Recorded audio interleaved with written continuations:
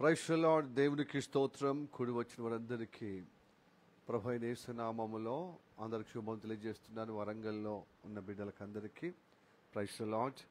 అలాగనే దూర ప్రాంతంలో ఉన్న హైదరాబాద్ స్థానికంగా కూడుకుంటున్న సిలోమ్ ప్రేయర్ హౌస్ యొక్క ఫెలోషిప్ ద్వారా వచ్చిన బిడ్డలకందరికీ కూడా ప్రేమపూర్వకంగా అందరికీ వందనాలు. Praise the Lord. దేవుడు ఉన్న దీక్షునిగాక. కాబట్టి వాక్యానికి సిద్ధపడదాం. 2 రాజులు 22వ అధ్యాయము 10వ వచనము 11వ వచనం 2 వచనాలు మనం చదువుకుందాం. ఒకరు సహాయం చేస్తారా చదవటానికి? యాజకుడైన హిల్కియా యాజకుడైన హిల్కియా నాకొక గ్రంథము అప్పగించనని రాజుతో చెప్పి ఆ గ్రంథమును రాజు సమ్ముఖమందు చదివెను. రాజు ఆ ధర్మశాస్త్రము గల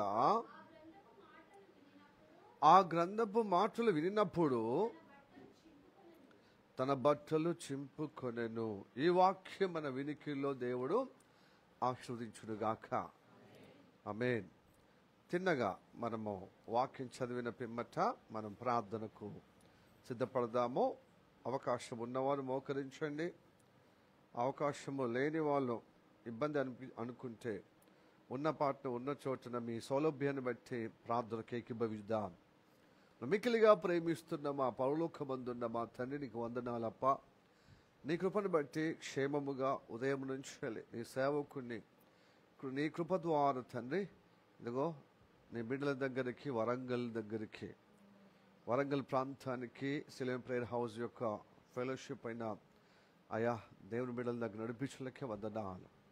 దాని మధ్యలో నీ ఉండుటకు అయా నువ్వు ఉన్నవాడు అనువాడవని, నువ్వు ఉన్నావని, నువ్వు ఉంటున్నావని మేము నమ్ముచున్నాం.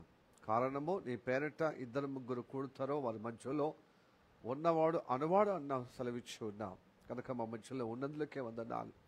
ఇదే క్రమముగా ప్రభు హైదరాబాద్లో సిలోమ్ ప్రేయర్ హౌస్ యొక్క ఫెలోషిప్ ద్వారా కూడుకున్న ఆ ప్రాంతంలో కూడా వారి మధ్యలో కూడా నువ్వు ఉన్నందులకే వందనాలు.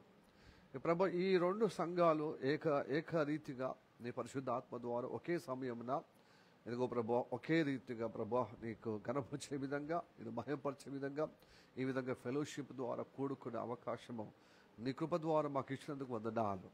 మా మధ్యలో నీవు ఉన్నందులకే వందనాలు.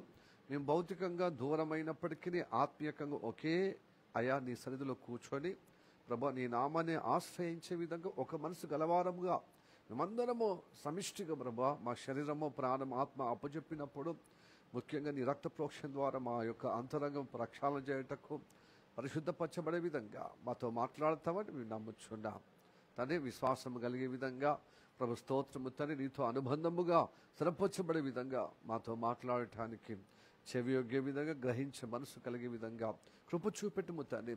పరిశుద్ధాత్మ దేవుడా ప్రభువా, నీ సేవకుని నియంత్రించి నీ బిడ్డలందరినీ ప్రభు స్థానికంగా వరంగల్ బిడ్డలందరినీ స్వాధీనపరచుకున్నాము. హైదరాబాద్లో కూడుకున్న బిడ్డలను కూడా స్వాధీనపరచుకున్నామని, ఈ లైవ్ ద్వారా చూస్తున్న వారు చూడబోతున్న వారు కూడా స్వాధీనపరచుకున్నామని ప్రార్థన చేస్తున్నాం. నీ రక్త ప్రోక్షణ ద్వారా ప్రభా నింపబడటానికి పరిశుద్ధపరచబడటానికి కృప చూపెట్టము. అందరిలో ప్రక్షాళన కలిగే విధంగా ప్రభు నీ సేవకుని మరుగుపరుచుకుని రక్తం ద్వారా కడగబడిన నీ సేవకుని ప్రభా అభిషేకించి నీ పరిశుద్ధాత్మ ద్వారా మాతో అందరితో మాట్లాడమని ప్రార్థన చేస్తున్నాం. పరిశుద్ధాత్మ ద్వారా కూడా మేము వినిపించుకునే చెవులు గ్రహించే మనసు మాకు ప్రసాదించమని ప్రార్థన చేస్తున్నాం. ఈ కృప ద్వారా ఈ వారమంతా కాచి కాపలకే వందనాలు. అనేకమైన ఒడిదొడుకుల నుండి ప్రభు, అనార్థాల నుండి ప్రభు, కీడు నుండి, ప్రమాదం నుండి, అయా ఇరుకుల నుండి మమ్మల్ని కాపాడలకే వందనాలు.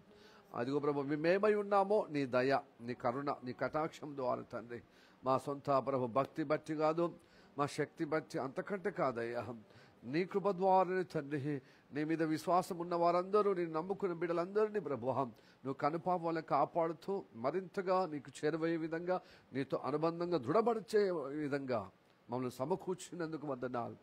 ఈ ఆదివారమున ప్రభు మాకు కావలసిన వర్తమానం మాకు అనుగ్రహించమని మాకు తగిన విధంగా ప్రభువా మాట్లాడి మమ్మల్ని నీతో అనుబంధముగా తెరపొచ్చే విధంగా మాకు చెవియోగి గ్రహించే మనసు, అలాంటి సమర్పణ కలిగిన జీవితము మాకందరికి ప్రసాదిస్తామని నమ్ముచున్నాం. ప్రాధాన్యత వందనాలు యేసయ్య నామములో అడుగుచున్నాము పరమ తండ్రి, ఆమేన్. మంచి కూర్చుందాం. 2 రాజులు 22వ అధ్యాయము 10-11 వచనాలు మనం చదివాము కదా.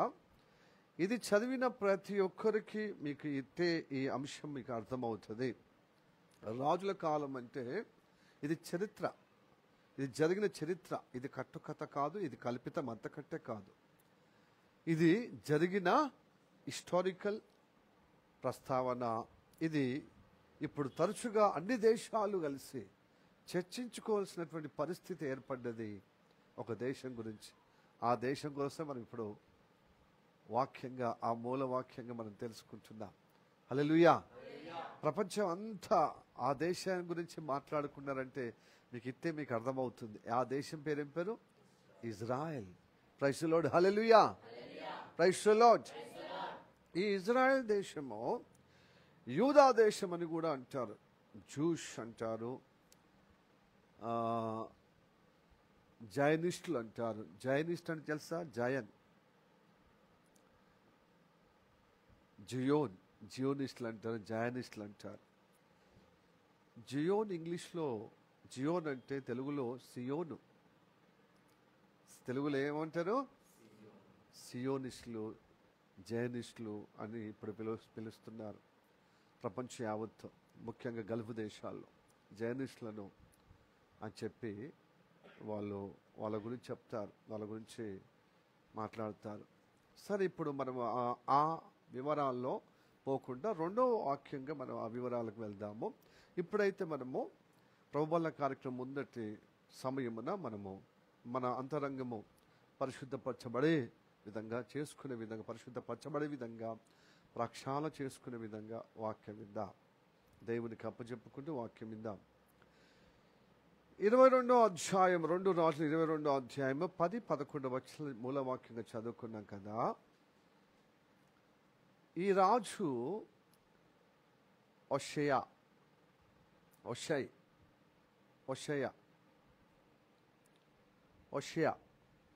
ఈ రాజు పేరు ఒషయ. ఇతడు ఇజ్రాయేల్ దేశానికి, ఈ ఇజ్రాయేల్ దేశము 12 గోత్రాల యొక్క సమూహమే ఒక ఇజ్రాయేల్ దేశంగా మారిందని మనము తెలుసుకున్నాం కదా. ఇది 2 రాజ్యాలుగా విడిపోయినది కూడా మనకు తెలుసు కదా. 2 రాజ్యాలుగా విడిపోయిన క్రమములో మరి ఉత్తర దేశాన్ని ఇజ్రాయెల్ 10 గోత్రాలని చెప్పి, దక్షిణ దేశమైన యూదా దేశము మరి 2 గోత్రాలు, యూదా గోత్రము, బెంజమిన్ గోత్రం కలిసి ఒక దేశంగా, దక్షిణ దేశంగా అంటారు. ఇది యూదా దేశం అంటారు. యూదా దేశం ఏర్పడిన తర్వాత, దక్షిణ దేశం ఏర్పడిన తర్వాత 20 రాజులు, దాదాపు 20 రాజులు పరిపాలించారు. ఎంతమంది రాజులు పరిపాలించారు? 20 రాజులు. రెహబా మొదలుకొని సిద్కియా రాజు, చివరి రాజు, అంటే బబులోను కొనిపోబడిన వరకు ఆ రాజు పరిపాలన, సిద్కియా ఆ సమయంలోనే మరి యూదా దేశము పరిపాలించబడ్డది, యూదా దేశంగా ఉంది. ఆ రాజు సమయములోనే ఈ యూదా దేశము బబులోనుకు బానిసలుగా లేక చెర పట్టబడ్డది, బబులోను రాజ్యానికి. మొదటి రాజు పేరు రెహబా. ఆయన మొదలుకొని సిద్కియా చివరి 20వ రాజు. సో అందరు ఇంచుమించు 20 రాజులు, దాంట్లో 12 రాజులు, 12 చెడ్డ రాజులుగా, అంటే దేవునికి అనుకూలంగా ప్రవర్తించలేదు, ప్రతికూలంగా, దేవుడు చెప్పిన ధర్మశాస్త్ర ప్రకారంగా వాళ్ళు దేవునికి ఆయాసకరంగా, ధర్మశాస్త్రానికి భిన్నంగా ప్రవర్తించారు. వాళ్ళు చెడిపోవడం కాకుండా రాజ్యాన్ని కూడా చెరిపేసే విధంగా ప్రవర్తించినట్లుగా చరిత్ర చెబుతుంది. ఈ 20లో 12 మంది చెడ్డ రాజులుగా, అంటే దేవునికి ప్రతికూలంగా ప్రవర్తించినట్లుగా, 8 రాజులు దేవునికి అనుకూలంగా ప్రవర్తించినట్లున్నారు. దాంట్లో హోషేయ ఒకరన్నమాట. హల్లెలూయా, ప్రైజ్ ది లార్డ్. ఇప్పుడు చదువుతున్నటువంటి లేఖన భాగాలు ఎవరి పరిపాలన అంటే హోషేయ. ఈ హోషేయ 16వ రాజు. ఎన్నో రాజు చెప్పండి? మనకి ఇందాక అరుణ చదివేటప్పుడు హిజ్కియా అని చెప్పి చదివింది, ఇల్కియా అయితే మనం ఎప్పుడు హిజ్కియా గురించి, రాజు గురించి ప్రస్తావించుకుంటాం. కాబట్టి తొందరగా మనము ఆటోమేటిక్గా కుమార్తెనే కాదు, పాస్టర్ కూడా అట్లనే చదువుతాడు. అంటే సడన్లీగా అట్లాగా, ఎందుకంటే ఆ పేరు అంత ప్రసిద్ధిగా మనము ఊకే ఆ హిజ్కియా చెప్పుకున్నప్పుడు, ఆయన ఆ రాజు గుర్తుపెట్టుకున్నప్పుడు ఆ రాజు పోలిక ఉన్న పేర్లు కూడా ఆయన పేరే లాగానే పోతుంది అన్నమాట. అతడు 13వ రాజు. హిజ్కియా 13వ రాజు. అతని కుమారుడి పేరు మనష్షే. అతడు చెడ్డ వ్యక్తి. హిజ్కియా చక్కగా దేవునికి అనుకూలంగా ఉన్నాడు. అసలు పస్కా పండుగను, పస్కా బలిని ఆచరించటంలో సొలొమోనుకి మించిపోయిందన్నమాట. అంటే దావీదు కాలంలో, సొలొమోను కాలంలో ఉన్నటువంటి గొప్ప వైభవం తీసుకొచ్చిండు. మళ్ళీ అంత గొప్పగా దావీదు అనుసరించినట్టుగా అనుసరిస్తూ, అనుకూలంగా ప్రవర్తిస్తూ దేవుని బహుగా గణపరిచాడు. అందుకోసమే ఆయన అనారోగ్య పాలైనప్పుడు ఆయన మంచములో ఉండి, ఇక నీకు సదురుకో, సిద్ధపడు, దేవుడు నిన్ను పిలుస్తున్నాడు అన్నప్పుడు మంచము గోడవైపున, అంటే మంచంలో ఉన్నటువంటి ఆ హిజ్కియా రాజు గోడవైపున ముఖం తిప్పుకొని ఏడ్చాడు. ప్రభువా, నీ కృప ద్వారా ఎట్టి విధంగా నా హృదయం నీ పట్ల ఉన్నది, ఎట్లా యథార్థంగా నేను ప్రవర్తించాను, దేశాన్ని కూడా నీ కృపలో, నీ భయభక్తుల్లో నేను నడుస్తూ ప్రజలందరూ నడిపించే విధంగా చేశాను కదా, ఆ మంచిది ఒకసారి జ్ఞాపకం చేసుకోవా నీ కృప ద్వారా అన్నప్పుడు జ్ఞాపకం చేసుకొని అతనికి ఇంకా 15 సంవత్సరాలు ఆయుష్ను అనుగ్రహించాడు కదా. సో అంత గొప్ప మంచి దేవునికి అనుకూలంగా రాజు హిజ్కియా. హిజ్కియా కుమారునిలో తల్లిదండ్రులు భక్తిపరులు అయితే, తండ్రి భక్తిపరుడు అయితే పిల్లలు భక్తిపరులు అవుతారనే వ్యారంటీ లేదు లేదు లేదు లేదు. అందుకోసం భక్తి కలిగిన పిల్లలు, భక్తి కలిగిన పేరెంట్స్ భక్తి కలిగే విధంగా నడుస్తున్నారా లేదా, చర్చికి వచ్చినంత మాత్రాన అందరు భక్తిపరులు జాలరు. నా వైపు చూడాలి, కింది వైపు ఎటు చూడద్దు ఉదయకాలంలో. అందుకోసమే నేను పొద్దున తినను, కానీ వేడిన మరి ఏంది రవ్వ ఉక్కుమా ఏమంటారు, సేమియా ఉక్కుమా, సేమియా రవ్వ సేమియా కదా, సేమియా ఉక్కుమా కదా, సేమియా ఉక్కుమా వేడిగా చేసి పెట్టింది మంజుల సిస్టర్. నేను వచ్చిన 5 నిమిషాల లోపలనే, వచ్చిన వెంటనే అరే పాస్టర్ ఇప్పుడే వచ్చిందని సురేంద్ర బ్రదర్ అంటున్నాడు. అంత వేడి అంటే వేడిగా ఉన్నది కదా, ఆల్రెడీ అట్లనే తినేసేయాలి పాస్టర్. సాధారణంగా నేను వాక్యం అంటే ప్రార్థన సమయం ముందు తినను, అయిపోయిన తర్వాత తింటా. కానీ కుమార్తె దేవుని బిడ్డ ముందుగా లేచింది, సరే ఇక నేను కూడా కాదనలేకపోయాను. అందరు ఎంకరేజ్ చేశారు, ప్రయాణం చేసిన పాస్టర్ అని. ప్రయాణం చేస్తే ఏమవుతుంది, నేనేమి అలసిపోలే కదా. Praise the lord, hallelujah, praise the Lord. అయితే ఇప్పుడు ఎందుకు చెప్తున్నా అంటే, తిన్న తర్వాత నిద్ర వస్తుంది కాబట్టి తినకుండా రావడం మంచిది అనేది పెట్టుకోవాలి. అంటే నిద్రపోయిన వాళ్ళు అంటున్నాను, అందరు కాదు. తిని మేము మంచిగానే ఉంటామంటే ఓకే, కానీ తిని నిద్రపోతే మనం తినడం ఎందుకు చెప్పు. కడుపులో మంచిగా చల్లబడ్డ తర్వాత కొంచెం హాయిగా నిద్రపోవద్దు అవుతుంది కదా. కాబట్టి తినకపోవడం మంచిది అనేది నా ఉద్దేశం. అట్లా అయితే తిని రావడము తినకపోవడము ఏమన్నా అవుతుందంటే ఏం లేదండి, మీకు స్వతంత్రం, స్వేచ్ఛ. హల్లెలూయా, ప్రైజ్ ది లార్డ్, హల్లెలూయా, హల్లెలూయా. ఒక అభిప్రాయం అంతే. తినకపోయి ఉంటే కొంచెం వాక్యం ఎంత శ్రద్ధ కొంచెం నిష్ట కలిగి ఉండి వాక్యం విని దేవునితో అనుబంధము మనం స్థిరపరచుకుంటాం. తిన్న తర్వాత కూడా యథార్థంగా భక్తి చేసేవారు కూడా ఉన్నారు. కానీ ఏదైనప్పటికీ మీ సౌలభ్యాన్ని బట్టి చెయ్యాలి. అయితే తిన్న తర్వాత నిద్ర వచ్చే అవకాశం ఉన్నప్పుడు అది తినకపోవడం మంచిదని చెప్తున్నాను. అందుకని నా వైపు చూడాలి. ఎవరు కూడా కింది ముఖంగా నిన్న యోగా అయింది పాస్టర్, ఈరోజు నేను యోగా చేయొద్దని మీరు అనుకోవద్దు. ఆ యోగా బీగా అంత నిన్నటికే అయిపోయింది. ఆ క్రైస్తవులకు ఏం లేదు, ఎక్సర్సైజ్, నథింగ్ బట్ ఎక్సర్సైజ్. ఆ ఎక్సర్సైజ్ని పట్టుకొని యోగాని ఎందుకు చేయాలి? ఎక్సర్సైజ్ లాగా చేయొచ్చు. సరే, యోగా చేయొచ్చు అనేది మళ్ళీ అది ప్రస్తావన వేరే. ప్రైజ్ ది లార్డ్, హల్లెలూయా. ఈ హిజ్కియా 13వ రాజు భక్తిపరుడు, అతని కుమారుడైనటువంటి మనిషే భక్తిపరుడు కాదు, చెడ్డ మూర్ఖ స్వభావం కలిగిన వ్యక్తి ఈ రాజు. ఎందుకంటే దేవుణ్ణి పక్కన పెట్టాడు, దేవుని ధర్మశాస్త్రం పక్కన పెట్టాడు. తండ్రి అడుగుజాలలో నడవకుండా ఇప్పుడు తన చుట్టుపక్కల రాజ్యాలను ఎవరైతే దేవుడు ఎవరినైతే అసహించుకున్నాడో, ఆయాసంగా ఉన్నారని వాళ్ళని ఎల్లగొట్టిండో ఆ ప్రాంతం ఎల్లగొట్టబడిన వారి యొక్క ఆచారము, వారి ధర్మాన్ని, వారి పద్ధతులను పాటిస్తున్నాడు. ఎవరు? మనిషి. ఎవరు చెప్పండి? మనిషే పాటిస్తున్నాడు.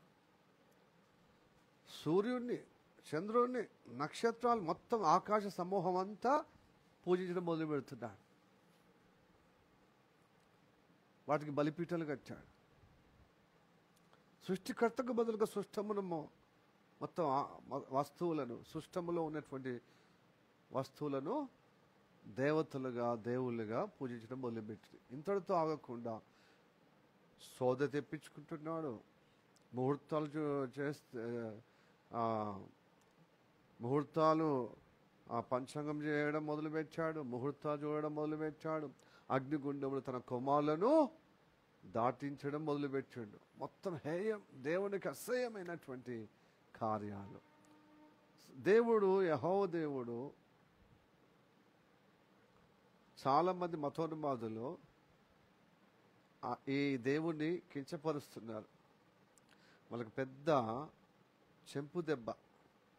ఎందుకంటే ఆ యెహోవా దేవుడిని నాకు కలిగినటువంటి ఇజ్రాయేల్ చూడు, ఇప్పుడు ఆ దేశము ఒక చిన్న దేశము, అది ఇప్పుడు యుద్ధము చేసినప్పుడు అందరు బెంబెలి, వాళ్ళు బ్లడ్ అయింది, వాళ్ళు బ్లీడ్ అయింది, ఏమంటారు బ్రీడ్, వాళ్ళు బ్లడ్ అయింది, బ్రీడ్ అయింది.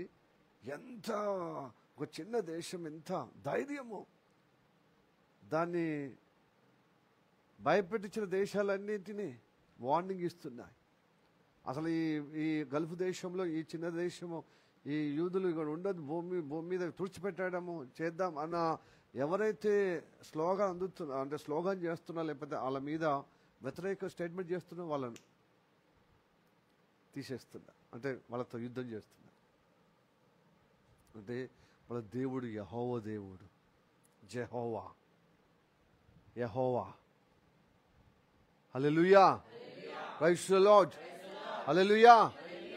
ఆ దేవుడే బైబిల్ దేవుడు, జీవముల దేవుడు అని గుర్తుపెట్టుకునే విధంగా ప్రపంచ దేశాలన్నీ ఆ చిన్న దేశం వైపుగా ఇప్పుడు అందరూ టీవీల దగ్గర డిస్కషన్ మొదలు పెడుతున్నారు. పొద్దున్న వాళ్ళ గురించే మాట్లాడుతున్నారు. ఎందుకంటే యెహోవా దేవుడు జీవముల దేవుడు. దేవునికి స్తోత్రం. ఆ దేవుని గురించి చెడుగా మాట్లాడే వారి యొక్క అంతము వాళ్ళు కొని తెచ్చుకుంటున్నారు. చాలా ఆ సృష్టికర్తకు వ్యతిరేకంగా మాట్లాడే వారందరూ వారి శిక్ష విధి కలుగుటకే మాట్లాడుతున్నారు. బైబిల్ దేవుడు పరిశుద్ధ దేవుడు, యెహోవా దేవుడు పరిశుద్ధ దేవుడు. ఆ దేవుడు వదిలిపెట్టాడు. ఈ మనిషి చేసిన ఆయాసము దేవునికి చాలా కోపము కలిగింది. అతని కుమారుడైనటువంటి ఆమోసు కాదు, ఆమోను, అతడు కూడా అలాంటి తండ్రి నడకలోనే, తండ్రి బాటలోనే చేశాడు. ఎవరు? ఆమోను కూడా మనిషి కుమారుడు అయినటువంటి ఆమోను, అతడు కూడా రాజు. అతని కడుపున పుట్టినటువంటి కుమారుడే హోషేయ. ఈ హోషేయ మాత్రము హిజ్కియా రాజులాగా ప్రవర్తిస్తున్నాడు. హల్లెలూయా. ఆ ఉన్నత స్థలాల్లో దేవతా స్తంభములను నిలిపిన విగ్రహ ఆరాధనగా ఎక్కడ పడితే అక్కడ ఆకాశ సమూహమును బలిపీఠలు కట్టిన వాటన్నిటినీ తొలగిస్తున్నాడు. పర్వతం మీద ఆ దేవుని ఆలయంలో ఉన్నటువంటి దేవునికి వ్యతిరేకమైనటువంటి కార్యాలన్నీ తీసేయడం మొదలుపెట్టాడు. మొత్తం దేవుని మందిరం అంతా ఏమైపోయింది? బూజు పట్టింది, మొత్తం మూలపడ్డది. సొలొమోను కట్టిన దేవాలయం ఏమైపోయింది? మొత్తము తలుపులు తాళాలన్నీ వేసి అయిపోయింది. ఈ దేవతలనే, ఈ ఆకాశ సమూహమే, నక్షత్రాలు, సూర్య చంద్రులనే మొక్కుతున్నారు. ఈ అమాలీకులు, మొయాబీలు, మిద్యానులు దేవతలనే విగ్రహారాధన అంటే బలిపీఠలు కట్టి చేస్తూ ఉన్నారు. ఆ దేవుడికి ఇష్టం లేకనే కదా వాళ్ళని ఎల్లగొట్టి ఈ ఐగుప్తు దేశం నుంచి విమోచించి మరి ఇజ్రాయెల్ ప్రజలకందరికీ ఇక్కడ స్వాస్థ్యం ఇచ్చాడు కదా, పాలు తేనెలు ప్రవహించే అందమైన దేవుడు కోరుకున్న వాగ్దాన స్థలంలో పెట్టిండు కదా. మళ్ళీ దేవుడు ఏదైతే అసహ్యం చేసుకున్నాడో ఆ అసహ్యమైనటువంటి ప్రవర్తనే మళ్ళీ ఇజ్రాయెల్లో అంటే యూదా దేశంలో కనబడితే చాలా బాధ కలిగింది. దేవునికి చాలా కోపము కన్నెర చేశాడు. అప్పుడు ఈ రాజు వచ్చిన తర్వాత వాటన్నిటిని తీసేసి ధ్వంసం చేసి ఎదుగో ఆ యొక్క దేవాలయం తెరవడం మొదలుపెట్టాడు. యాజకులను ఆజ్ఞాపించాడు, లేవీలకు ఆజ్ఞాపించాడు, మొత్తము దేవాలయంలో ఉన్నాయి అన్ని చదరండి, అంతా బూజు పట్టింది, అంతా చీకటి పడ్డది కదా, అంతా అది మంచిగా చదరండి, మంచిగా నీట్ చేయండి. మనం దేవుణ్ణి, నిజమైన దేవుణ్ణి, మన యెహోవా దేవుణ్ణి, అబ్రహాము దేవుడు, ఇస్సాకు దేవుడు, యాకోబు దేవుణ్ణి మనం సేవిద్దాం. మన తండ్రి అయిన మన పితృడైనటువంటి దావీదు సేవించిన దేవుణ్ణి, ఆ యెహోవాను సేవిద్దామని చెప్పి వాళ్ళకు ఆజ్ఞాపించినప్పుడు వారందరూ రాజాజ్ఞకు లోబడి దేవాలయం శుద్ధీకరించడము, దేవాలయం సదరడము, దేవాలయాన్ని మంచిగా చక్కబెట్టడంలో ఆ సదరణ క్రమంలో ఈ ధర్మశాస్త్రం దొరికింది. అప్పటిదాకా మూలంగా అయిపోయింది అనమాట. ధర్మశాస్త్రము ఆ దేవాలయంలో మూలలో ఒక అరలో ఒక పెట్టెలో పెట్టబడ్డది, ఒక వస్తువులో పెట్టబడ్డది. ఇప్పుడు వాళ్ళు సదరంగా నీటిగా అన్ని చక్కబరిచే విధంగా ఉన్నప్పుడు ఈ ధర్మశాస్త్రం యాజకుడైనటువంటి హిల్కియాకు దొరికింది. అదే కదా ఇప్పుడు మూలవాక్యం చదివాం.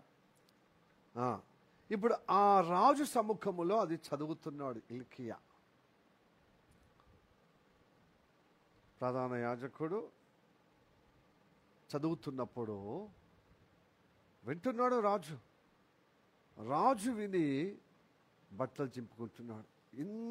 ఇంత గొప్ప వాక్యమును మేము ప్రవర్తించిన ప్రవర్తన తీరు చూస్తే ఆ వాక్యానికి మహాబ్రహ్మాండంగా వ్యతిరేకంగా ఉన్నాం. ఏదైతే చేయొద్దంటారో అదే చేసే విధంగా మా పితరులు చేసిన విధానం, మా నాన్న చేశాడు, మా తాత చేశాడు. తాత అంటే మనిషి, తండ్రి అంటే ఆమోన్ అని బట్టలు చింపుకున్నాడు అనమాట. Praise the lord, hallelujah, praise the lord. ప్రియా దేవుని బిడ్డలారా, దేవుని ధర్మశాస్త్రమును చదవకపోతే, ఆ బోధ వినకపోతే మనం చేసే నడవడి మిగతా వాళ్ళతో చూసుకుంటే గొప్పగా ఉంటుంది అనిపిస్తుంది. మంచిగానే ఉన్నాం, ప్రార్థనకు పోతున్నాం, సాహసం కలిగి ఉన్నాం, ఇంకేంటిది ఇంకా ఎలా ఉండడం, మిగతా వాళ్ళతో పోల్చుకుంటే మేము మంచిగా ఉన్నామని అనుకుంటాం. కానీ ధర్మశాస్త్రంలో ఉన్న విషయాలను మనం చదివినప్పుడు, విన్నప్పుడు, ఆ బోధ వినిపించుకున్నప్పుడు, బోధింపబడినప్పుడు మన వైఖరి ఏంటిదో ఇట్టే తెలియజేయబడుతుందండో.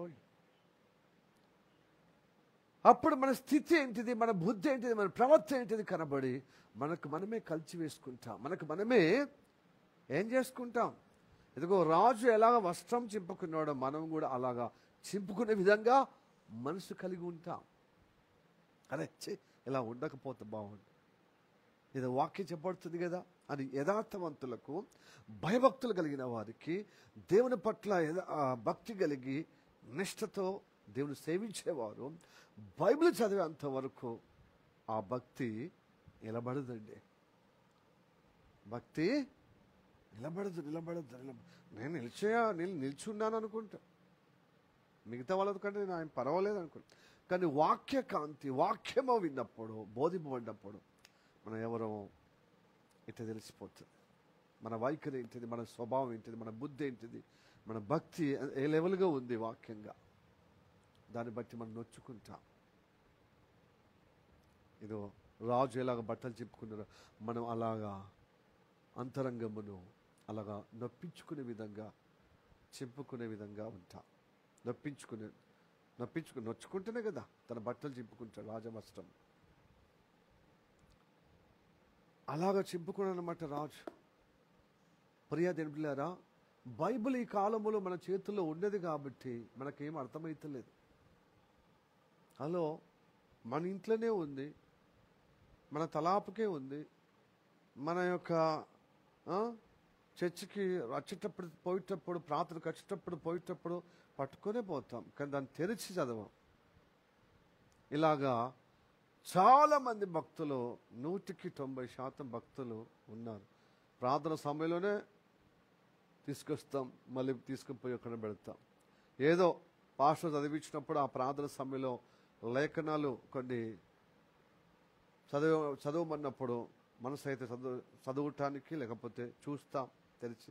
కొంతమంది అది కూడా బద్ధకమే, తెలిసినట్టుగా చేస్తారు కానీ చూడరు, పట్టించరు, దాన్ని అసలుకే గ్రహించరు. అలాంటి వాళ్ళు ప్రమాదంలో ఉంటారండి. అసలు పాతకాలములో బైబిల్ ఎక్కడియండి చెప్పండి? అంత బైబిల్ మన చేతికి వచ్చి ప్రింటింగ్ అయ్యి ఇప్పుడు ఎవరికి వారికి ఇండివిజువల్గా వచ్చింది. ఈ సెంచరీలోనే 1900 century, 19th century, 20th century, 21st century, 18th సెంచరీలో చాలా తక్కువ మందికి వచ్చేది. 15వ సెంచరీలో లేక 15th సెంచరీలో 500 సంవత్సరాల క్రితమే బైబిల్ వచ్చింది, ప్రింటింగ్ వచ్చింది. అంతకుముందు ఎలా ఉండేది అంటే ఒక శాస్త్రి యాజకుడు బోధించేవాడు. బోధించినప్పుడు వినేవారన్నమాట. ప్రజల మధ్యలోకి వెళ్ళి వాళ్ళకి బోధించిపోమంటే యాజకులు, శాస్త్రులు వెళ్ళి బోధించేవారు. చదవండి 2 దినవృత్తాంతములో 17వ అధ్యాయము 9వ వచనం. పాతకాలములో, రాజుల కాలములో ఉన్న విషయాలు మనం వింటున్నాం. ఓకే, చదవండి. 2 దినవృత్తాంతం 17వ అధ్యాయం 9వ వచనం. వారు యెహోవా ధర్మశాస్త్ర గ్రంథమును చేతపుచ్చుకొని యూదావారి మధ్య ప్రకటన చేయొచ్చు, యూదా పట్టణములన్నిటిన సంచరించుచు జనులకు బోధించిరి. జనులకు బోధిస్తున్నారు శాస్త్రులు వచ్చి, యాజకులు వచ్చి. రాజాజ్ఞ ప్రకారంగా ప్రజలకు మధ్యలో వెళ్ళి ధర్మశాస్త్రం బోధించండి, ప్రకటించండి, వారికి వాక్యము చెప్పండి అన్నప్పుడు యాజకులు, ప్రధాన యాజకులు, శాస్త్రులు వచ్చి చెప్తున్నారు. ప్రైజ్ లార్డ్, హల్లెలూయా. నెహెమ్యా గ్రంథం చూడండి ఒకసారి, 8వ అధ్యాయం. నెహెమ్యా వాళ్ళు బబులోను నుంచి అప్పుడే వచ్చి వారి దేవాలయం చక్కబరుచుకున్న క్రమంలో వాళ్ళకందరికీ బోధిస్తున్నారు. ఒక దగ్గర, ఒక మైదానము దగ్గర సమకూర్చి. చదువుదాం. నెహెమ్యా 8వ అధ్యాయము మొదటి 3 వచనాలు చదువుదాం. చదవండి. 7వ నెల రాగా, యూదుల మత క్యాలెండర్ ప్రకారం 7వ వారము అంటే 7వ నెల రాగా, ఇశ్రాయేలీలు తమ పట్టణములలో నివాసులై ఉండిరి. అప్పుడు జనులందరూ ఏక మనసుకులై నీటి గుమ్మము ఎదుటనున్న మైదానముకు వచ్చి యెహోవా ఇశ్రాయేలులకు ఆజ్ఞాపించిన మోషే ధర్మశాస్త్ర గ్రంథమును తెమ్మని ఎజ్రాను శాస్త్రితో చెప్పగా యాజకుడైన ఎజ్రా అయిన శాస్త్రి అయిన యాజకుడైన ఎజ్రా 7వ మాసం మొదటి దినమున చదవబడిన దానిని గ్రహింప శక్తి గల స్త్రీ పురుషులు కలిసిన గ్రహించగల శక్తి గల స్త్రీ పురుషులు కలిసిన సమాజం అంతటా అందరి ఎదుట ఆ ధర్మశాస్త్ర గ్రంథము తీసుకుని వచ్చి నీటి గుమ్మం ఎదుటనున్న మైదానములో ఉదయం మొదలుకొని మధ్యాహ్నం వరకు నిలుచున్న ఆ స్త్రీ పురుషులకును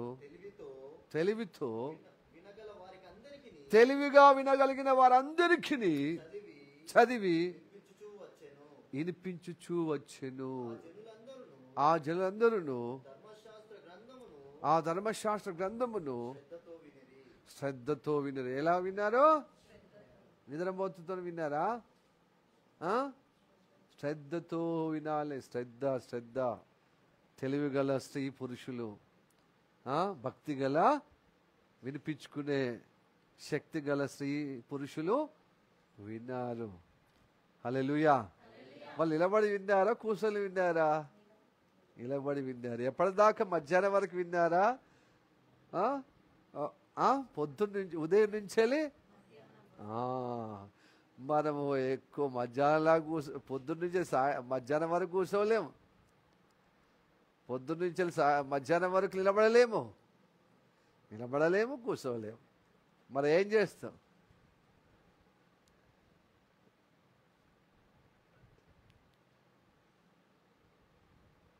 శ్రద్ధ కలిగితే కూర్చోడది మేము ఎక్కడ కూర్చున్నామని కనబడదు. శ్రద్ధ కలిగి వినిపించుకునే చెవులు కలిగి శక్తి కలిగి తెలివి కలిగిన వారైతే గ్రహింపగలిగే విధంగా వింటే మనం నిల్చున్నామా కూర్చున్నామా అనేది జాసనే ఉండదు. వాక్యం మీద జాస లేకపోతేనే కూర్చున్నప్పుడు మనకి ఇబ్బంది కలుగుతుంది, నిలుస్తున్నప్పుడు మనకి ఇబ్బంది కలుగుతుంది. ఎందుకంటే దేవుడి బలియాగం కంటే మనకున్న బాధలు, మనకున్న ఇబ్బందులు పెద్ద విషయం కాదు.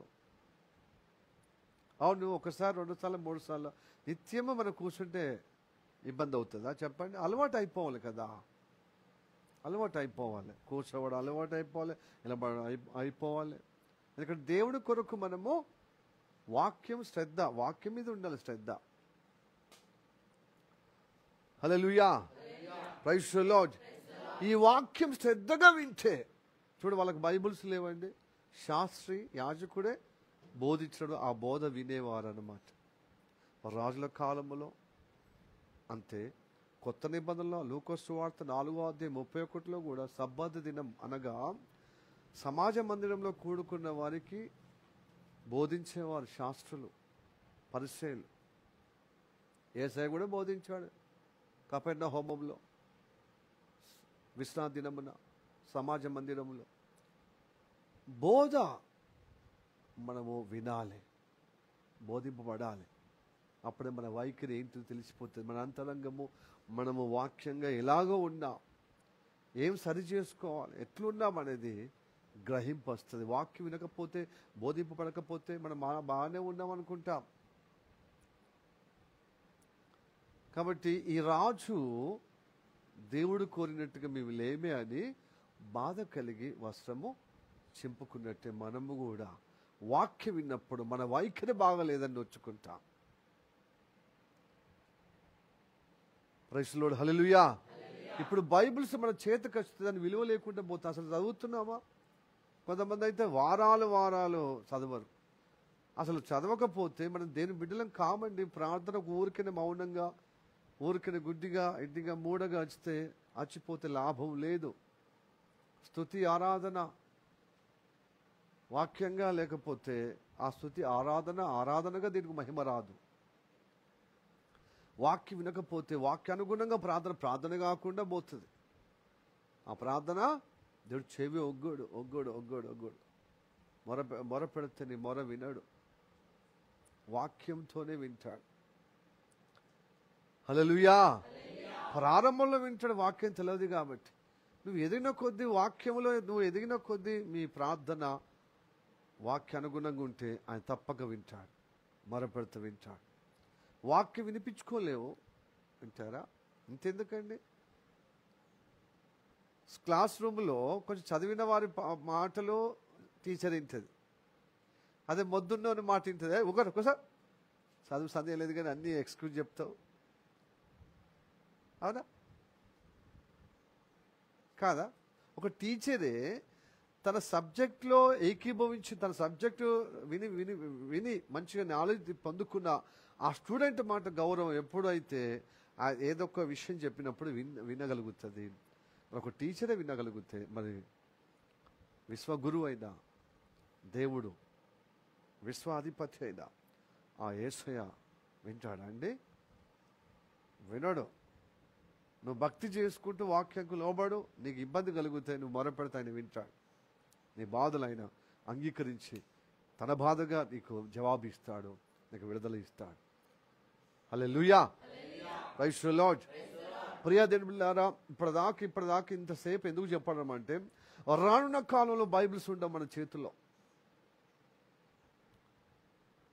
ఇంత సౌలభ్యంలో బైబిల్ మనిషికొక్కరికి ఒకటి పాత బైబిల్, కొత్త బైబిల్ అని ఇన్ని బైబిల్స్ నీకు ఇచ్చినా కూడా పాత చదువుతలేం, కొత్త చదువుతలేం. చదవండి మన జీవితాలు చక్కపరచుకోవటానికి.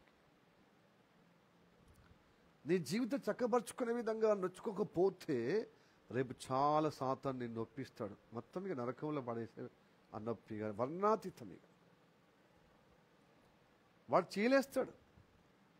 వాడి చేతుల్లో పడకుండా, వాడు చీరకములో మనం ఉండకుండా దేవుడి చేతుల్లోనే ఉన్నప్పుడు దేని వాక్యం వినాలి.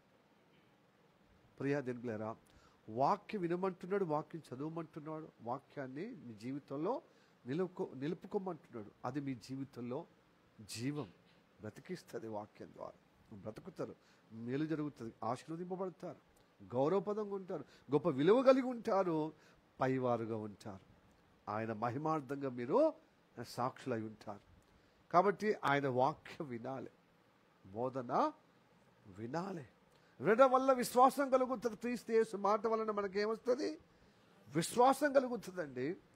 విశ్వాసము కలగడం వల్ల దేవుని సమ్ముఖంలో గడుపుతాం.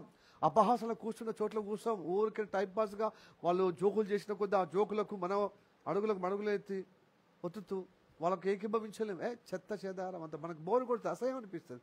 ఏం జోకులు, అచ్చిపోయి వాళ్ళని అంకబెట్టుకుంటూ నవ్వుతారు. అది ఏంటిది? అది అపహాస్యం. నా జీవితం కూడా అలానే అయిపోతుంది అని చెప్పి అపహాసలో కూర్చున్న చోట్ల కూర్చో.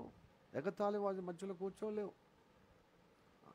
అసహ్యం అయిపోతుంది, ముఖం మొత్తుతుంది. అంటే అటు పోవటానికి మనకే అసహ్యం అనిపిస్తుంది. మరి దుష్టుల ఆలోచన చెప్పున వాడు దుష్టుడు ఎప్పుడు ఆలోచన పెడతా ఉంటాడు. మనిషికి ఎప్పుడు నెగిటివే కదా, ఎందుకంటే ఆదాము సంతానం కాబట్టి. మన జీవితంలో ఏంటి తెలుసా? ఆ మరణాది కాడు నుండి రక్షణ పొందిన, కానీ ఈ శరీరం ఉండని రోజులు చెడు ఆలోచనలు ఎప్పుడు మన మెదట్లో తొలుస్తూనే ఉంటుంది.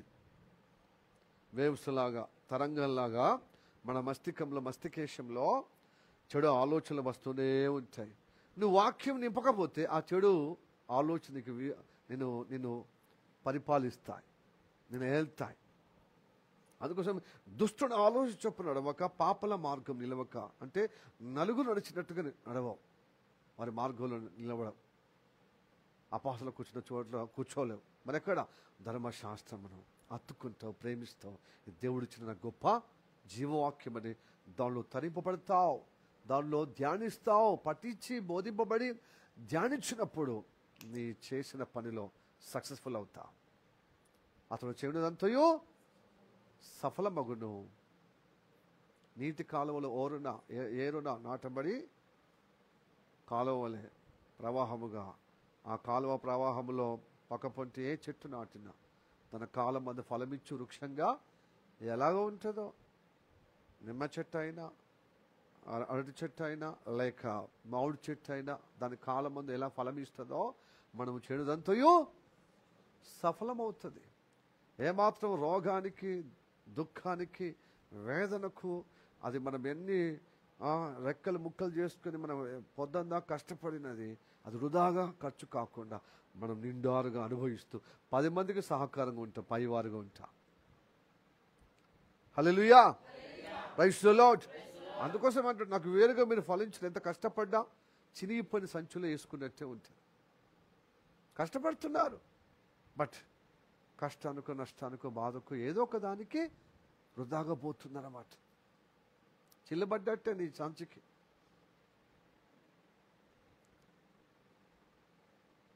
హల్లెలూయా. అందుకోసం ఈ లోకంలో దుష్టులు గాలికి చెదరగొట్టు పొట్టువలే, ఎటు గాలి ఉంటే అటే కొట్టుకుపోతాం అన్నమాట. ఆ ఆలోచనకు విరుగుడిగా మన వాక్యమో వింటలేం, బోధింపబడతలేం. కాబట్టి ఏం చేస్తే మనిషికి ఎలా నడిస్తే అలాగా, నలుగురు ఎలా నడిస్తే అలాగా. కాబట్టి బైబిల్ చదవాలి, బైబిల్ వినాలి, బోధ వినాలండి. హల్లెలూయా, ప్రైజ్ ది లార్డ్. అన్నిటికీ సమయం ఉంది కానీ బైబిల్ చదవడము సమయం లేదు.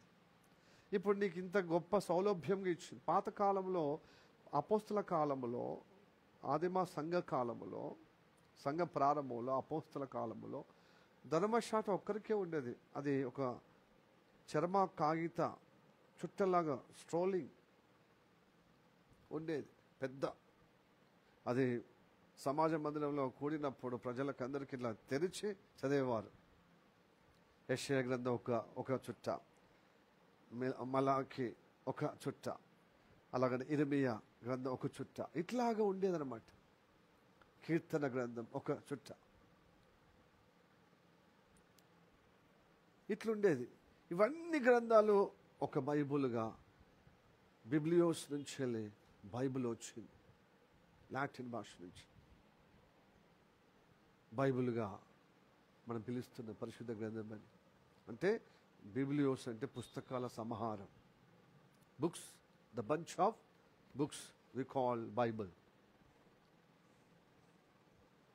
లాటిన్ గ్రీక్ భాష నుంచి వచ్చిన పదం కదా ఈ బైబిల్. అంటే ఏంటిదంటే ఒక గ్రంథ సమూహారం.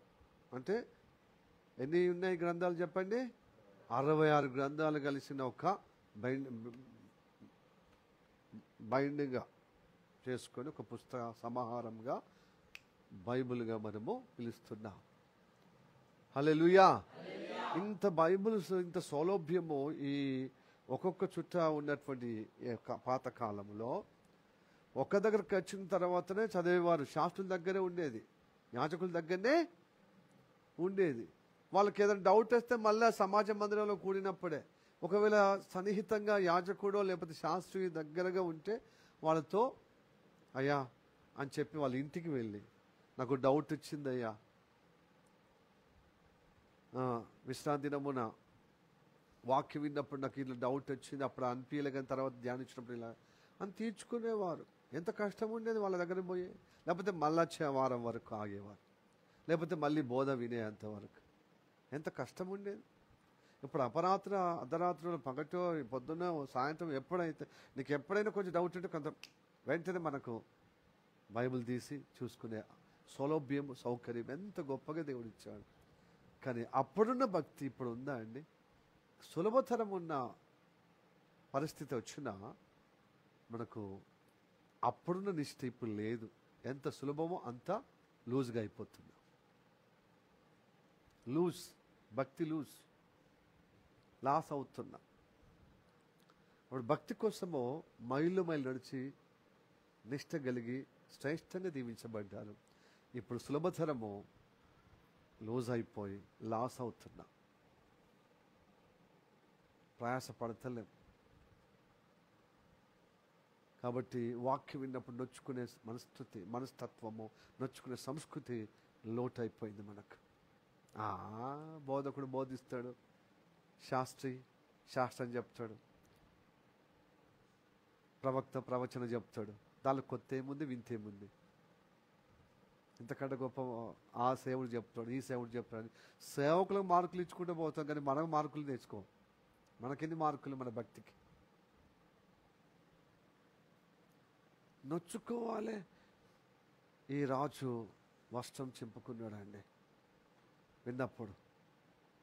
హల్లెలూయా, praise the lord, hallelujah, praise the lord.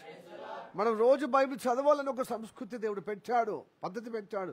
ఇది జీవాహారం, మీరు భుజించండి, అంతరంగ పురుషుడు వికసింపబడతాడు, బలం పొందుకుంటాడు. రోజు పొద్దున్న దాకా 24 గంటల్లో నువ్వు ఎంత ఆహారం తిన్నావు కొద్దీ నువ్వు ఎంత ఎంజాయ్గా తింటావు. అట్లాగా పరిశుద్ధ గ్రంథంలో వాక్యము తినాలి, వాక్యము చదవాలి. చదువుతున్నామండి, మరి చదవకపోతే గ్రహింపు ఉండదు. గ్రహింపు లేకపోతే మనకు శాపం వచ్చేస్తుంది. ఎందుకంటే ధర్మశాస్త్రం ఏమని తెలుసా? ధర్మశాస్త్రం విని దాంతో నిలకడగా లేని వాడందరూ శాపగ్రస్తులు అంటున్నాడు. మనకు గ్రంథమే తెలియదు, మనకు ఎలా శాపమేం తెలియదు, పరిశుద్ధ తెలియదు, ఆశీర్వాదం తెలియదు. మొత్తానికైతే ప్రార్థనకు పోతున్నాం, గుడ్డిగా ఎడ్డిగా మూడగా. అవుతుందా అట్లా? నిన్ను మోసం చేసుకునే విధంగా అవుతలేవా? చెప్పండి. బైబిల్ చదువుతుండగా తెలుస్తుంది, దేవుని జ్ఞానం వచ్చేస్తుంది. ఓ ఇలా చేయొద్దు, ఇలా చేయాలి, ఇలా మాట్లాడద్దు, ఇలా మాట్లాడాలి. ఓ పొరుగు వారి మీద ఏదన్నా వ్యతిరేకం అబద్ధ సాక్ష్యం పుట్టించొద్దు, లోకం చెప్పినట్టుగా, లోకం చేసినట్టుగా.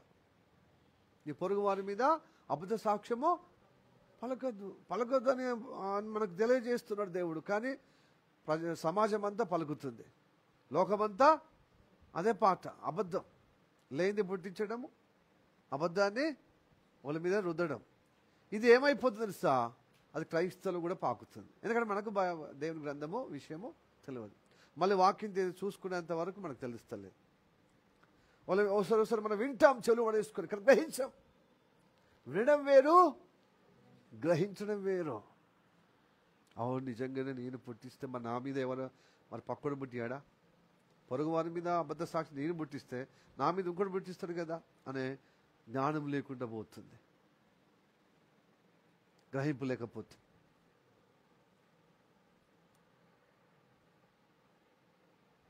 హల్లెలూయా, ప్రైజ్ ది లార్డ్, హల్లెలూయా. ప్రియ దేవుని బిడ్డలారా, బైబిల్లో చదవకపోతే ఈరోజు మనం విన్నది ఏదో మర్మము వినబోతున్నాం అనేది మీరు ఏమీ ఎక్స్పెక్ట్ చేయడం అవసరమే లేదు. సింపుల్గా నేను ఈరోజు సింపుల్గా చెప్పడానికి ఇష్టపడుతున్నాను. ఎందుకంటే ఫస్ట్ మనము మన అంతరంగం పరిశుద్ధపరచబడుతూ, రెండో వాక్యంలో ఒకవేళ అయితే దేవుడు ఏదైనా మర్మాలుగా చెప్పే విధంగా ఉంటే ఓకే. అయితే మనం ఇప్పుడు ఈ సమయంలో మాత్రము బైబిల్ చదవకపోతే శాపమే. చాలా మటుకు బైబిల్ చదువుతలేం. ఎందుకంటే బైబిల్ రానున్న కాలంలో బైబిల్ మన చేతిలో ఉండవండి. సమీపంగా వచ్చాం.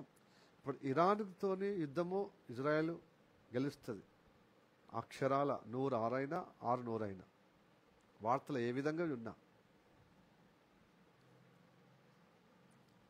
అమెరికా జోక్యం చేసినా చేయకుండా, ఎందుకంటే అమెరికా పెద్దన్న పాత్ర పోతుందని అది దప్పుక్కన ఎంటర్ అవుతుంది. కానీ అది లేకుండానే సింహం అంతే తూర్చిపెట్టేస్తుంది. ఎందుకంటే సృష్టికర్త వాళ్ళ పక్షంలో ఉన్నాడు. Hallelujah, praise the lord, hallelujah. There is no doubt at all. దేవుడు వారి అందు ఉన్నారు, వారికి తోడుగా ఉన్నాడు, వారితో ఉన్నాడు. వారితో పెట్టుకుని దేవునితో పెట్టుకున్నట్టే. ఓకే, ఎవరితో?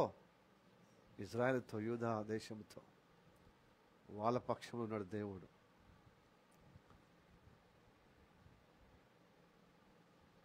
హల్లెలూయా. అయితే ఇప్పుడు ఇరాన్ పని అయిపోయిన తర్వాత కొంచెం చల్లబడతారు, నిబ్బరం కలుగుతుంది. దేశం అందరికీ చెమటలు పట్టించింది కదా, కొంచెం రిలాక్స్ అవుతుంది అన్నమాట. నిబ్బరమైన సమయంలో అప్పుడు లోపల ఇప్పుడు ఓడిపోయిన వాళ్ళకి ఏమైతే పగ ఉండేదా? ఈ పగదారులందరూ రష్యా నాయకత్వ కిందికి పోతారు. పెద్ద మొత్తాన వస్తుంది అన్నమాట. ఇక అప్పుడు ఉంటుంది ఇక ప్రపంచమంతా one nation, one currency, one religion, one economic, one ruling system వచ్చేస్తుందండి. విత్ ఇన్ షార్ట్లో ఉంది. అయితే అప్పటి వరకు చూద్దామంటే ఇప్పుడే నువ్వు స్టాండర్డ్ అవుతలేవు, అప్పుడు అవుతావా? యుద్ధానికి మొదలవుతున్నప్పుడు ముందు ఎన్ని సంవత్సరాలు నువ్వు ట్రైనింగ్ ఉండాలి చెప్పండి? ఈ యుద్ధం ఉన్నప్పుడు నేను ప్రిపరేషన్ అవుతా అంటే సాధ్యం అవుతుందా? మిలిటరీలో రిక్రూట్మెంట్ చేసుకొని ఆ యుద్ధానికి నీకు బార్డర్లో పెట్టడానికి నీకేం కావాలి? ఫస్ట్ ట్రైనింగ్ కావాలి. ఆ ట్రైనింగే ఇతలేం మనం, సాధన ఇతలేదు, భక్తి సాధన ఇతలేదు మనకు. రేపు బైబిల్స్ ఉండకుండా పోతాయండి.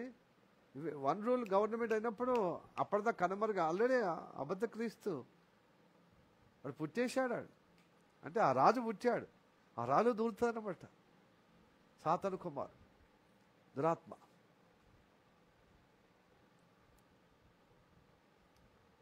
బైబుల్ ఉన్న దేవుడు ఖతర్నాక్ దేవుడు. అతడు చెప్పున్నది చేయకుండా ఉన్నాడు. అంత్య దినాల్లో బైబిలే ప్రారంభం, బైబిలే ముగింపు. ఆది అదే, అంతం అదే. హల్లెలూయా. ఆది అంతమై ఉన్న దేవుడు మన దేవుడు. హల్లెలూయా, హల్లెలూయా. ఏ గ్రంథానికై తల ఉండదు, తోక ఉండదు, ముగింపు ఉండదు, మొదలు ఉండదు, ముగింపు ఉండదు. దీనికి ముగింపు, ప్రారంభం ఉంది, ముగింపు ఉంది. ఈ బైబుల్ను ఆడిపోసుకున్నవాడు సిగ్గుపడతాడు, లజ్జపడతాడు, వాడు అడ్డంగా మోర్ల బొక్కబడతాడు. బైబుల్ విమర్శించిన వాడు, బైబిల్ దేవుణ్ణి కించపరిచిన వాడు, ఘోరంగా వాడు నాశనానికి, పతనానికి చేసుకుంటున్నాడు. అందుకోసమే ఈ బైబిల్ అమితంగా ప్రేమించాలి, హత్తుకోవాలి. మహద్భాగ్యంగా వెండి బంగారాల కంటే, ముత్యముల కంటే ఇది కోరదగిన జీవగ్రంథము, దీని వాక్యం. అందుకోసం బాగా వాక్యం చదివిన ఇంప్రెషన్గా చదవాలి, ఆసక్తిగా చదవాలి, శ్రద్ధగా వినాలి, బోధింపడాలి, చదవాలి. హల్లెలూయా, ప్రైజ్ ది లార్డ్. హల్లెలూయా.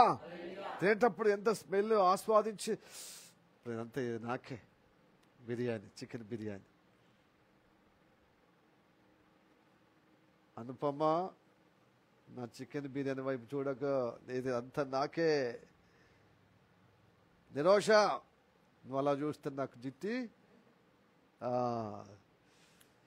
అని ఏం చేస్తావు?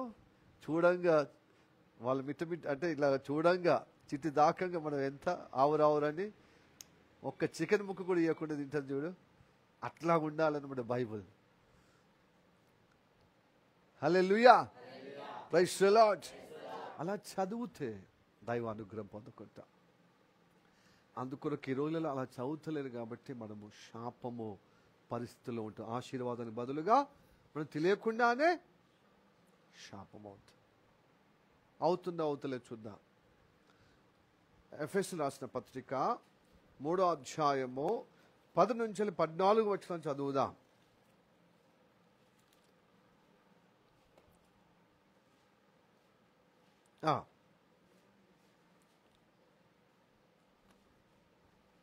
ఎఫెసీయులకు రాసిన పత్రిక, గలతీయులకు రాసిన పత్రిక, గలతీ కదా, గలతీ 3వ అధ్యాయం 10 నుంచి 14. ధర్మశాస్త్రం విధించిన క్రియలకు, ధర్మశాస్త్రం ఏదో 2-3 క్రియలు, ధర్మశాస్త్ర సంబంధమైన క్రియలు సంబంధులందరూ ఆ శాపమునకు లోనై ఉన్నారు. ఎందుకనగా ధర్మశాస్త్ర గ్రంథమందు రాయబడిన విధులన్నీ చేయుటయందు నిలకడగా ఉండని ప్రతి వాడును శాపగ్రస్తుడు అని రాయబడి ఉన్నది. ధర్మశాస్త్రము చేత ఎవడును దేవుని ఎదుట నా దేవుడు యందు నీతిమంతుడని తీర్చబడని సంగతి స్పష్టమే. ఏలయనగా నీతిమంతుడు విశ్వాసం మూలంగా బ్రతుకును. ధర్మశాస్త్రము విశ్వాస సంబంధమైనది కాదు గాని దాని విధులను ఆచరించువాడు వాటి వలనే జీవించును. ఆత్మను గూర్చిన వాగ్దానము విశ్వాసం వలన మనకు లభించినట్లు అబ్రహాము పొందిన ఆశీర్వాద వచనమును క్రీస్తు యేసు ద్వారా అన్యజనులకు కలుగుటకై క్రీస్తు మన కోసము శాపమై మనలను ధర్మశాస్త్రం యొక్క శాపము నుండి విమోచించెను. సరిపోయింది. హల్లెలూయా, ప్రైజ్ ది లార్డ్. ఇక్కడ ఒక విషయం మీకు చాలా, ఈ వాక్యం చదివినప్పుడు చాలా డౌట్లు వస్తాయి మీకు. ధర్మశాస్త్రం చదివినా దాని ప్రకారం నడిచినా శాపగ్రస్తులు అన్నప్పుడు అందుకని మీరు చదువుతలేం పాస్టర్, అందుకని నడుస్తలేమని మీకు అనిపించచ్చు. ధర్మశాస్త్రము చదివితే మీకు దేవుని పట్ల విశ్వాసము వస్తుంది. Praise the lord. Hallelujah, praise the Lord, praise the Lord. మన జీవితము వాక్యం వింటున్నాం, ఒకసారి వినలేకపోతున్నామో, విన్నవారు చదివినవారు నిలకడగా ఉండలేకపోతున్నారు. దీన్ని బట్టి ఏమైపోతున్నాం? అందుకొరకు ధర్మశాస్త్రం మనకు ఏం చేస్తుందంటే మన నీతిమంతులుగా తీరుస్తుందని కాదు, కానీ దేవుని గురించి, మన వైఖరి గురించి, దేవునితో అనుబంధము గురించి ధర్మశాస్త్రం వివరిస్తూనే ఆయన మీద విశ్వాసం కలిగి ఉండు, అప్పుడు నీతిమంతుడు అవుతా. హల్లెలూయా, ప్రైజ్ ది లార్డ్. నిజ దేవుని వైపుగా నడిపిస్తుంది అన్నమాట ధర్మశాస్త్రం. నీకు దారి చూపిస్తాను, నీతి నీకు సత్యము ఆయన నీకు కలగజేస్తాడు. ఎవరు కలగజేస్తాడు? ఎవరైతే నేనే మార్గం సత్యం జీవమై ఉన్నానన్నాడు చూడు, ఆయన ధర్మశాస్త్రం అంతా నెరవేర్పుగా అనుసరించి, ఎవరైతే ధర్మశాస్త్ర కాడు కింద ఉన్నారో, అయ్యో నేను కాడు కింద ఉన్నాను, నేను చదువుతున్నాను, చదవలేకపోతే నేను శాపంలో ఉన్నాను, చదివినా నేను నిలకడగా ఉండలేకపోతున్నాను, చదివిన చదువుకు ఆ క్రియ రూపకంగా ఆ వాక్య రూపకంగా నిలకడగలేను కాబట్టి శాపం. మరి ఈ శాపము ఎలా పోతుంది అంటే, మార్గం నేనే మార్గం సత్యం జీవమై ఉన్నానని చెప్పాడు చూడు, నా ద్వారానే పరలోక రాజ్యం అంటే తండ్రి ఇంటికి వస్తారన్నాడు చూడు, ఆయన శాపమైన నా కోసం. కాబట్టి పరిశుద్ధాత్మ ద్వారా ఎక్కడికి పోతాం? మనము ఎడికి తీసుకురాబడతామంటే యేసయ్య బలియాగం వైపుగా నడిపించబడతాం. హల్లెలూయా, ప్రైజ్ ది లార్డ్. ధర్మశాస్త్రం యొక్క సారాంశమే యేసు ప్రభువు. ధర్మశాస్త్రం అంతా గ్రైండర్ చేస్తే యేసయ్య రూపం వచ్చేస్తుంది.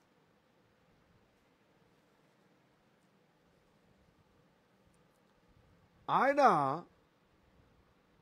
రూపం మనకిచ్చి మన రూపం ఆయన తీసుకున్నాడు, మన శాపం ఆయన తీసుకున్నాడు, ఆయన ఆశీర్వాదము మనకిస్తున్నాడు. అందుకోసం ఆదివారం వస్తున్నాం ఆశీర్వదించడానికి. మనమేమో శాపము తెచ్చుకుంటున్నాం.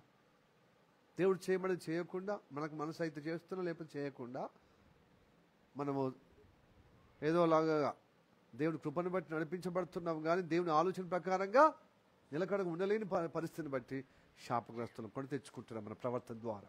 మళ్ళీ ఆదివారం వచ్చి ఆయన ఆశీర్వాదం పొందుకుంటున్నాం, ఆయన బలియాగం వైపు చూసి. హల్లెలూయా. ఈ మాటలు విన్న రాజు వస్త్రము చింపుకున్నాడు. మనం ఏం చింపుకోవాలి మరి?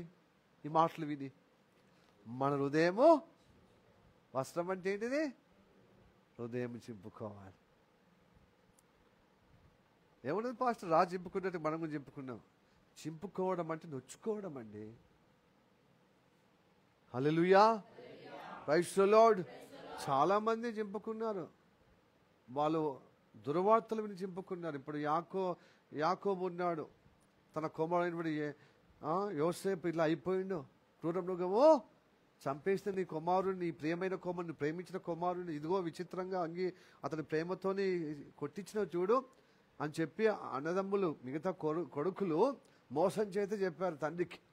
అది వృద్ధాప్యంలో మసకబారిన తన కళ్ళతో ఆ వస్త్రము తడివి చూసిండు, అదే నేను కొట్టించినదే.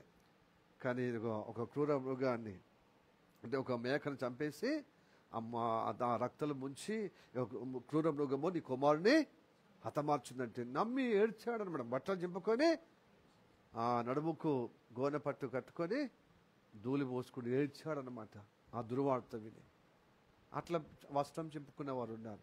దావీదు, సౌలు తన కుమారుడు యోనాతాను చనిపోయిన ఫిలిష్తీయుల ద్వారా అన్నప్పుడు ఆ వార్త విని దావీదు అనుచరులు అందరూ వస్త్రం చింపుకున్నారండి. అలాగనే యెహోషువ గ్రంథంలో యెహోషువ కూడా వస్త్రం చింపుకున్నాడు. యెరికో పట్టణాన్ని గొప్పగా జయించాడు. ఆ సంతోషం సంబరాల్లో ఉన్నాడు. ఒక హాయి చిన్న ప్రాంతం, ఆడ ఇంతమంది పిల్లలు వేసుకుని పోవడం అవసరం లేదు.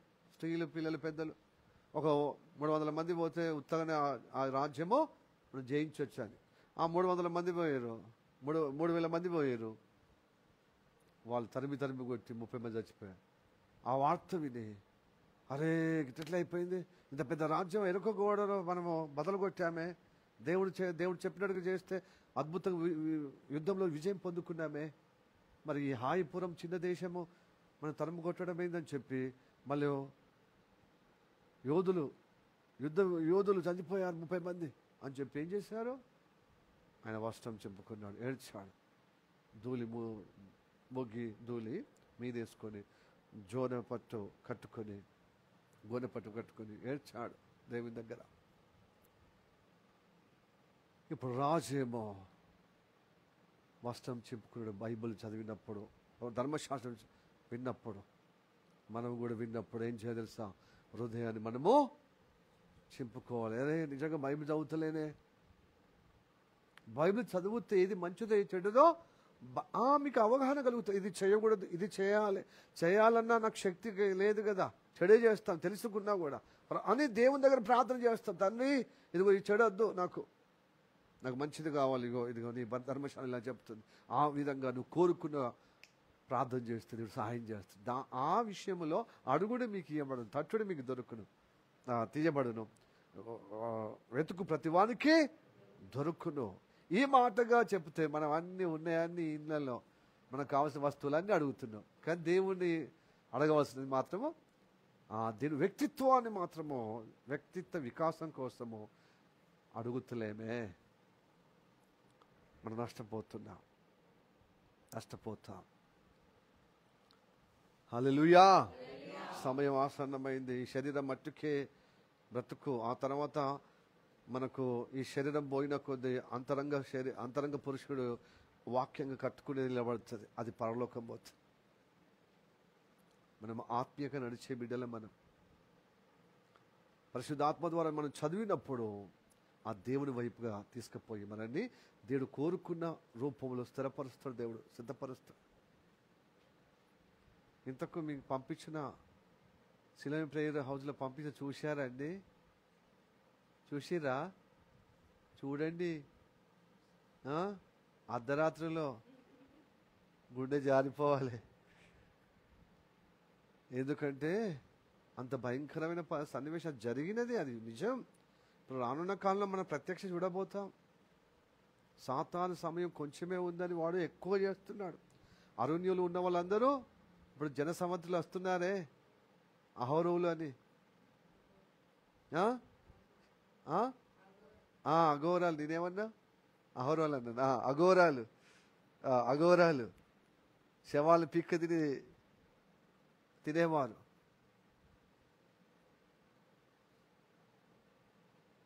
వాళ్ళు ఇప్పుడు జన సాంద్రంలో వస్తారు, క్రైస్తవులు.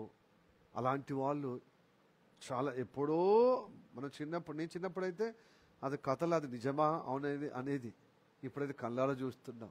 కుంభమేళలో రకరకాల దిగంబరి కలిగినటువంటి సాధువులు అరణ్యంలో శవాల మధ్యలో, శ్మశాన మధ్యలో ఉన్నవారు శవాల పిక్క తినే విధంగా ఆ శవాలను భార్యాభర్తలుగా వ్యతిరేక కార్యాలు జరుగుతూ ఇలా ఉన్నాయన్నమాట. చాలా భయంకరమైన ఇది రానున్న కాలం మనం చూడబోతున్నాం. దేవుని భక్తులందరూ, యథార్థ పరులందరూ అరణ్యానికి పాలవుతారు. ఎందుకంటే దేవుని బిడ్డలను ఈ సమాజము ఇప్పటికీ ఓరుస్తలేదు కదండి. రేపు అంతిమ అబద్ధ క్రీస్తు వచ్చి 666 ముద్ర వేసుకోమంటే మనం వేసుకుంటామా? ఇప్పుడు అన్నం పెట్టోడు దేవుడు, క్రైస్తవులు అందరూ అన్నం పెట్టినోడు, అలా అన్నం పెట్టిన సున్నం పెడతాడు. విత్తనాలు విత్తినోడు కాదు, నిజమైన సృష్టికర్తనే దేవుడు. కాబట్టి రేపు రేషన్ షాపు ఆ ప్రభావం మనకు చూపిస్తాడు దుష్టుడు. అప్పుడు మన భక్తి, నిజమైన భక్తి, నిష్ఠ భక్తి, నీతి కొరకే నా భక్తి, సత్యం కొరకే భక్తి, పరిశుద్ధత భక్తి, నా జీవముల దేవునితోనే నాకు భక్తి. ఆ దేవుడు నాకు కావాలి, నాకు ప్రాణం పెట్టేవాడు, ప్రాణం తీసేవాడు నాకు వద్దు అని చెప్పి ఆయనతో నిష్ఠ ఉంటే మనం జనసాంద్రంలో, జన సమూహంలో ఉండలేం. అరుణ్యానికి పరిగెత్తి తలదాచుకుంటామండి. అలాంటి పరిస్థితి రాబోతుంది, దానికోసం సిద్ధపడాలి. సుఖభోగం వదిలిపెట్టాలి. వదిలిపెట్టడం అంటే మొత్తం ఇప్పుడు సన్యాసి పుచ్చుకోమని చెప్తలేను, ఆ సమయం వచ్చే వరకు ఓర్చుకోవాలి. అన్నీ ఉండాలి మనకు, ఏసీలు, బంగ్లాలు, భవనాలు, వాహనాలు అన్నీ ఉండాలి. బట్ ఏదన్నా సమయం వచ్చినప్పుడు ఎక్కడి నుంచి వచ్చినామో అక్కడ మనకేమి కొత్తనే ఇది. ఇప్పుడంటే ఇవన్నీ వచ్చినాయి, కానీ అంతకుముందు కూడా నాకు తెలుసు. దాని గురించి ఆ విషయం కూడా మనం సిద్ధపడే విధంగా తెగింపు కలిగే భక్తిలో ఉండాలి. Hallelujah, praise the lord, hallelujah. Bible చదివినప్పుడు మన వైఖరి ఏంటో తెలిసిపోతుంది. అప్పుడు మన హృదయం అనే వస్త్రము చింపుకునే విధంగా నొచ్చుకోవాలి. చివరిగా యోవేలు గ్రంథము 2వ అధ్యాయము 13వ వచనం.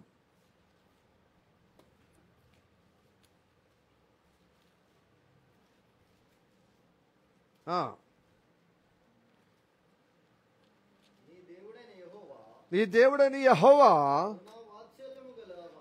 ఆ కరుణా వాత్సల్యము గలవాడును, శాంతమూర్తియు,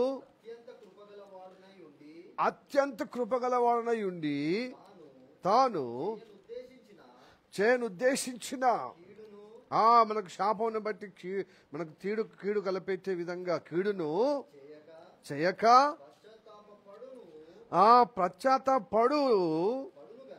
పడును గనుక నీ వస్త్రములను గాక నీ హృదయం నుంచి చింపుకొని. అది అది అది అది ఎవరి హృదయాన్ని చింపుకోవాలి? కిషన్ బాయ్ హృదయాన్ని చింపడం కాదు, ఎవరి హృదయాన్ని వారే చింపుకోవాలి. అంటే నొచ్చుకోవాలి. మహేశ్వరం ఆనందం బ్రదర్ కాదు, మన జీవితం మనం చెప్పుకుంటే ఇంట్లో పోయిన తర్వాత అలాంటివి ఉండే పర్వాలేదు. అంటే ఇప్పుడు నేను చెప్పుకుంటే నాకు చెప్పాలి పాస్టర్ అని అనేరు. అంటే మీరు సరి చేసుకుంటే ఎదురు వ్యక్తి సరి చేయడానికి అవకాశం ఉంది అంటున్నారు. హల్లెలూయా. చింపుకోవాలి. వస్త్రము రాజు చింపుకున్నాడు, మనం ఏం చింపుకోవాలి? హృదయం చింపుకోవడం అంటే ఏంటిది? మంజక్క ఒక చాక్ కావాలి, కిచెన్ ఎవరు కాదు కాదు మంజుల సిస్టర్ అట్లా కాదు. మన హృదయం నొచ్చుకోవడమే చింపుకోవడం మన హృదయం. ఇప్పుడు ఆమె ఒక్కొక్క మనిషికి ఎన్ని చాకులు అయితే అవుతుంది. హల్లెలూయా, ప్రైజ్ ది లార్డ్. కొందరు దేవతల ముందట నాలుక చీర కొట్టుకుంటారు, ఇట్లా ఓడ్చుకుంటారు. అలాంటి దేవుడు క్రూరమైన క్రియాతమైన దేవుడు కాదు మన దేవుడు. ప్రాణం పెట్టేవాడు కానీ ప్రాణము తీసేవాడు కాదు కాదు కాదు కాదు. ఆ ప్రాణం పెట్టే దేవుడు అంటున్నాడు, నీ ప్రాణము ఆ అపవాదైన సాతాను తీయకుండా నేను అడ్డుపడే బిడ్డ నా వైపు తేరి చూసి, నేను ధర్మశాస్త్రం వింటున్నాను, చదువుతున్నాను, బోధిపడుతున్నాను, అయినా నేను నిలకడగలిగిన కారణాన్ని బట్టి నేను అప్పుడప్పుడు మధ్యలో తప్పిపోతున్న బైబిల్ చదవక దాన్ని బట్టి నేను శపించబడే విధంగా పరిస్థితి ఉందయ్యా. శాపంలో ఉన్నారు. ఈ శాపంలో ఉన్నవారు కీడు వస్తుంది. ఈ కీడు రాకుండా నువ్వు అడ్డుపడుటకు నా హృదయం చింపుకుంటున్నాను, హృదయం నొచ్చుకుంటున్నానయ్యా. నీ బలియాగమును వైపు తేరి నాకు బదులుగా నువ్వు శపించబడి నువ్వు గాయపరచబడ్డావే సెలవులో ఆ అనుగ్రహం నాకు కలగజేసి, నా విమోచన కలగజేసి నీ ఆశీర్వాదం నాకు ప్రసాదించమని నీ హృదయంలో పశ్చాత్తాపం కలిగిన నొచ్చుకోడు ఉంటే నీ హృదయం చెప్పుకున్నట్టు. హల్లెలూయా, ప్రైజ్ ది లార్డ్. అప్పుడు దేవుడు కటాక్షిస్తాడనమాట. నీ హృదయములో దేవుని జీవం వస్తుంది. ఎస్, ఇలాగ నువ్వు నొచ్చుకుంటే, ఇది వాక్యానుసారం నొచ్చుకోవడం. భయం చదివినప్పుడల్లా మనం నొచ్చుకోవాలండి, నొచ్చుకోవాలి. దేవుని వాక్యానుగుణంగా మనకు బాధలు ఉన్నప్పుడు సంతోషించాలి. బాధలు ఓదార్పు చేస్తుంది బైబిల్. కానీ దోషంలో ఉంటే, మన అవిధేయత ఉంటే నొచ్చుకోవాలి.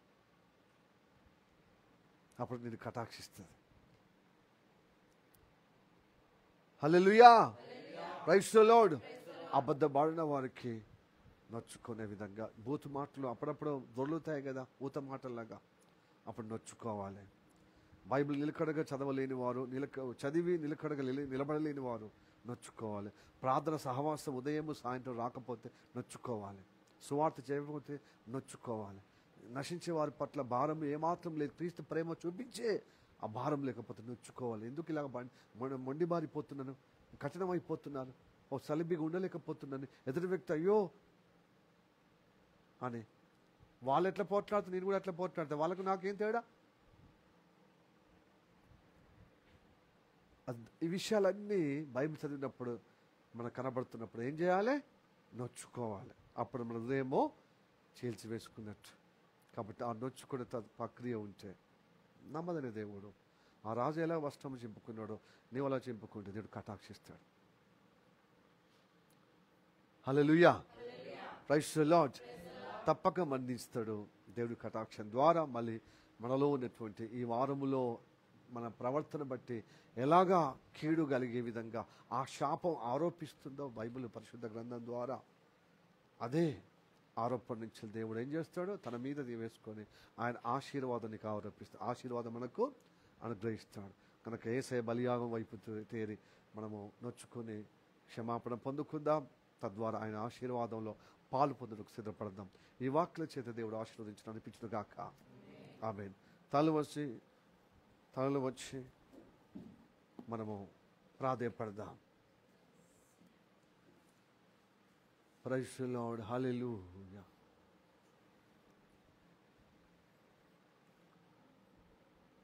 సర్వశక్తిమంతుడా నీకు వందనాలు, స్తోత్రము రాజా.